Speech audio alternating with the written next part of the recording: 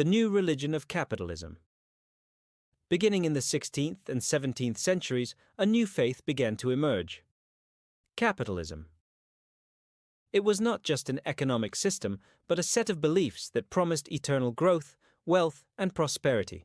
As long as individuals and governments believed in its central tenet, future profits are worth more than present ones.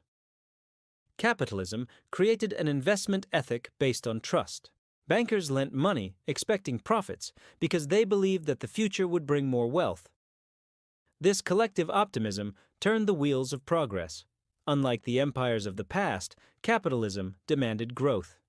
Stagnation was its enemy. The idea that the economic pie could always grow justified inequality, risk, and even war, all in the name of a prosperous future. The central role of credit. Credit is not just borrowed money, it is a bet on the future. With the rise of capitalism, credit became a key driver of the economy. Kings, merchants, and even colonial empires financed their activities through bank loans. This system only worked if people believed in the future. If banks lost confidence, loans dried up, and the entire system could collapse. That's why modern governments do everything they can to preserve this faith in growth, even during crises.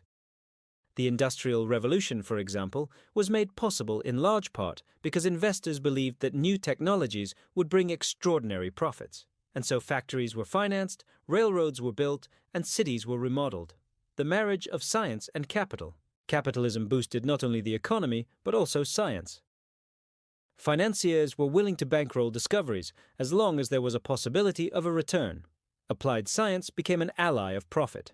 The search for vaccines, machines, agricultural technologies, or space exploration has always been guided by the promise of economic benefit.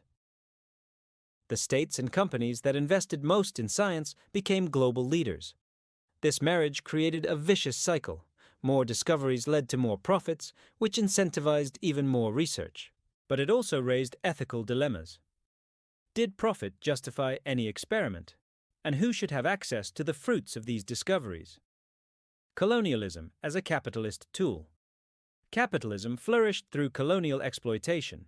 The great European powers invaded territories not just for glory or religion, but for profit. Sugar, cotton, spices, and precious metals flowed from the colonies into European coffers. Private companies, such as the East India Company, operated veritable empires, with armies, ships, and diplomacy of their own. This expansion was justified as civilization, but fueled profit at the cost of millions of lives. Slavery and forced labor were pillars of the nascent capitalist economy. Millions were exploited to ensure that shareholders in Europe received a return on their investments. It was the dark side of growth. Criticisms, achievements, and contradictions of capitalism. Despite the criticisms, capitalism has generated unprecedented levels of prosperity. Never before have so many human beings had access to food, education, and comfort. But this abundance has come with inequality, financial crises, and environmental destruction.